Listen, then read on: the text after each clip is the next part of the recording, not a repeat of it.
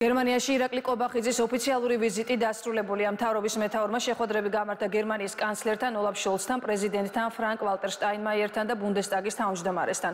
მთავარი განსახილველი საკითხები იყო ევროკავშირში გაწევრიანება, საქართველოსათვის გაწეული 9 რეკომენდაციის შესრულება და უცხოური გავლენის გამჭვირვალობის შესახებ კანონპროექტი, რაზეც ირაკლი კობახიძემ და ოლაფ შოლცმა პრესკონფერენციაზეც ისაუბრეს.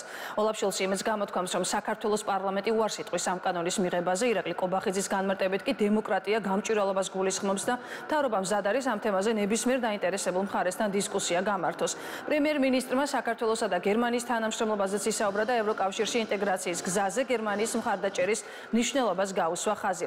პრემიერის ვიზიტს ოპოზიცია და მმართველი გუნდი აფასებს.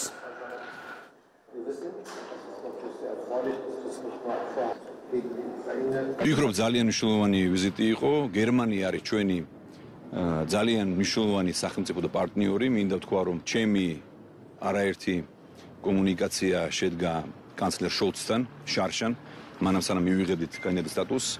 იცით, რომ მე შარშან ივნისში ვიმყოფებოდი კანცლერის მიწვევით გერმანიაში, ბერლინში, სადაც ვისაუბრეთ აი ამ საკითხებზე და დავსახეთ ერთად საგზაურო რუკად როგორ უნდა მიიღოს საქართველოს კანდიდატის სტატუსი. ძალიან ბევრი რამ გაკეთდა ერთად და გერმანია, მინდა იცოდეთ ყველამ, რომ იყო ერთ-ერთი ყველაზე გამორჩეული გულმხურვალი მხარდამჭერი იმისთვის, რომ მიიღოს საქართველოს კანდიდატის სტატუსი.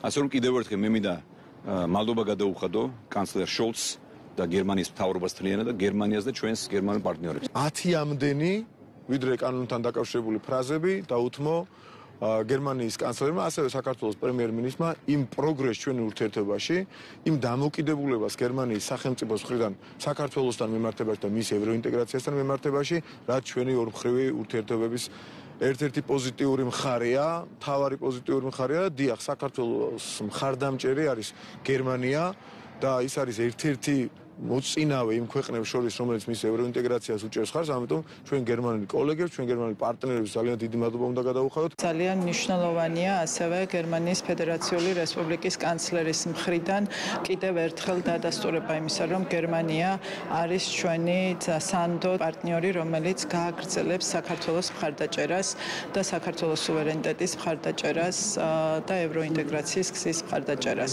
რა თქმა უნდა, ჩვენ გვესმის ჩვენი პარტნიორების პოზიციები სხვადასხვა საკითხებთან დაკავშირებით, მათ შორის გამჭვირვალობის კანონპროექტთან დაკავშირებით, თუმცა მნიშვნელოვანია, რომ პროცესი, რომელიც საქართველოს პარლამენტში მიმდინარეობს, კანონპროექტის განხილვასთან დაკავშირებით, წარიმართოს ობიექტურ არგუმენტებზე დაფუძნებით. ეს უმნიშვნელოვანესი ვიზიტი იყო და დადასტურება იყო გერმანიის მხრიდან ორმხრივი ურთიერთობისა და ამ მზარდი კავშირებისა. მეორე მხრივ გერმანიამ კაფიოდ დააფიქსირა კიდევ ერთხელ საქართველოს ასე ვთქვათ მხარდაჭერა, მათ შორის ევროკავშირთან ინტეგრაციის მიმართულებით. ეს იყო კაფიო მხარდაჭერა და გერმანიამ ხაზგასმით აღნიშნა საქართველოს უმნიშვნელოვანესი როლი რეგიონში და სამხრეთ კავკასიაში ამ გეოპოლიტიკურ ვითარებაში.